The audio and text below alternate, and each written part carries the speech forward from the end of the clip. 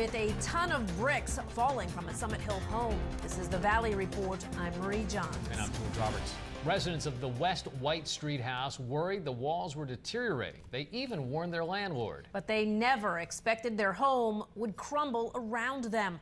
News 13's Emily Voles spoke with one of the residents this morning. She joins us now with more. Emily. Thanks, Marie and George. Well, the good news is the family made it out safely and their home is still standing. But all of their belongings are trapped inside a house that's too dangerous to enter.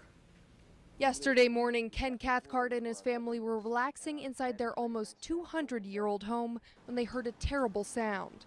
Realizing bricks on the east wall were falling, they grabbed their two children and ran. Thank God it was raining yesterday because our kids run alongside the house where it collapsed. My 4-year-old all day is on that side. When Ken and his family moved in several months ago, they noticed a giant bulge coming out of the side of the house. When they asked their landlord about it, he said it had just been repaired and it was completely safe to live in. During the 6 months we lived there, you could hear every night. You can hear crumbling in the wall, like falling behind the bed and stuff.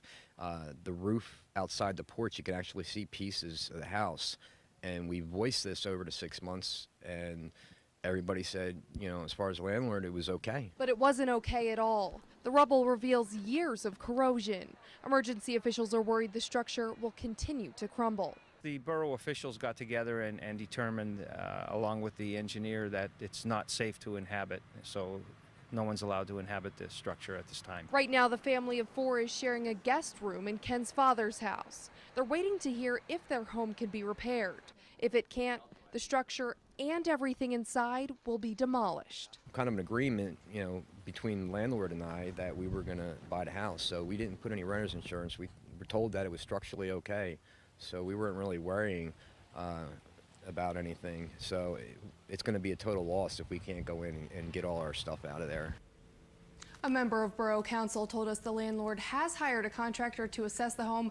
They should know if the home can be repaired sometime within the next few days. For News 13, I'm Emily Voles. Marie, back to you.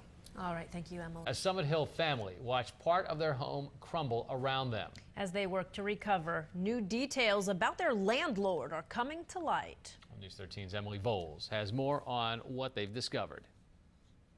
Ken Cathcart and Brandy Johnson trusted their landlord, Michael T. Perno Jr. They had rented from him before.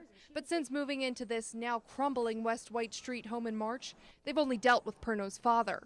On Wednesday, they found out why. We went home and Googled it ourselves and found out he was in prison since October of last year for theft by deception and home improvement fraud, which all of this is kind of tying together now. Today, we stopped by Michael Perno Sr.'s Penn Forest Township home, but no one answered. Earlier today, he left Ken and Brandy a voicemail saying he wouldn't return their security deposit. The $200 and something for security on utilities, $600 security towards the new carpets that were put in. It's money they need to find a new home. The West White Street property is now too dangerous to enter. Today they met Joe Grosso, a contractor who drove by to look at the damage. Grosso says Perno asked him to repair the brick wall years ago, but after giving the landlord a quote, Grosso never heard from him. I mentioned to him that it was a bad situation.